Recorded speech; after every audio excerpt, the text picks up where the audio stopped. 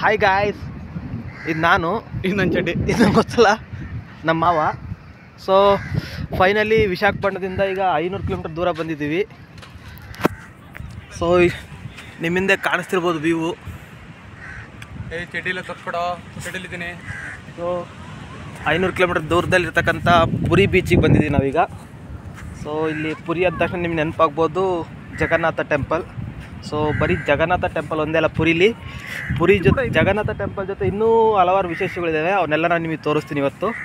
So first ಈಗ already time 9 ಗಂಟೆ ಆಗಿದೆ, ಟಿಫನ್ ಮಾಡೋ ಟೈಮ್ ಆಯಿತು. ಸೊ ಈಗ ಟಿಫನ್ ಮಾಡಿಕೊಂಡು ಸ್ವಲ್ಪ ಬೀಚಲ್ಲಿ ಆಟ ಆಡಿಬಿಟ್ಟು ಜಗನ್ನಾಥನ ದರ್ಶನ ಮಾಡಿಬಿಟ್ಟು ಅಲ್ಲಿಂದ ಮುಂದೆ ಇಲ್ಲಿಂದ 30 ಕಿಲೋಮೀಟ್ರು ಹಂಗೆ 30 ಕಿಲೋಮೀಟರ್ ದೂರದಲ್ಲಿ ಕೊನಾರ್ಕ್ ಟೆಂಪಲ್ ಇದೆ. ಸೊ ಕೊನಾರ್ಕ್ ಟೆಂಪಲ್ ನೋಡಿಕೊಂಡು ರಿಟರ್ನ್ ಬರೋಣ. ಸೊ ಈಗ ಇಲ್ಲಿ ಬೀಚಲ್ಲಿ ಏನೇನು ವಿಶೇಷತೆ ಇದೆ ಅಂದರೆ, ಒಂದು ನಾವು